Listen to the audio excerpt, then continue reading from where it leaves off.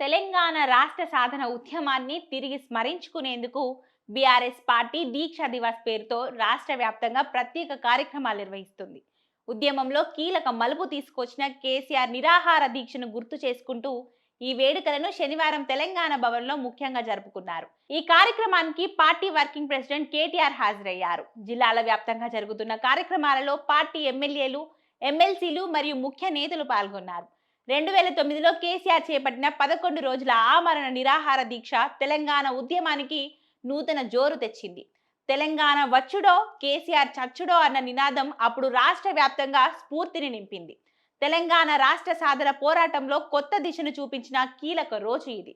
2009 November 29న BRS అధినేత కేసీఆర్ ఆమరణ నిరాహార దీక్షకు దిగుతూ తెలంగాణ వస్తేనే నేను బ్రతుకుతా అన్న సందేశంతో ప్రజలను ఉద్యమ పథంలోకి నడిపించారు. ఆయన ఆరోగ్యం రోజు రోజుకి దిగజారుతుండడంతో తెలంగాణ మొత్తం ఆందోళనతో కదిలిపోయింది. విద్యార్థులు, ఉద్యోగులు, ప్రజా సంఘాలు అందరూ ఉద్యమాన్ని మరింత ఉధృతం చేశారు. పరిస్థితి ఉధృతంగా మారడంతో కేంద్రంలోని అప్పటి కాంగ్రెస్ ప్రభుత్వం చివరకు డిసెంబర్ 9న తెలంగాణ రాష్ట్ర ఏర్పాటుకు ప్రక్రియను ప్రారంభిస్తున్నామని ప్రకటించాల్సి వచ్చింది. తెలంగాణ పోరాటంలో కీలకమైన ఆ రోజులను తిరిగి స్మరించుకోవాలన్న సంకల్పంతో ఈ దినోత్సవాన్ని పార్టీ ఘనంగా నిర్వహిస్తుంది.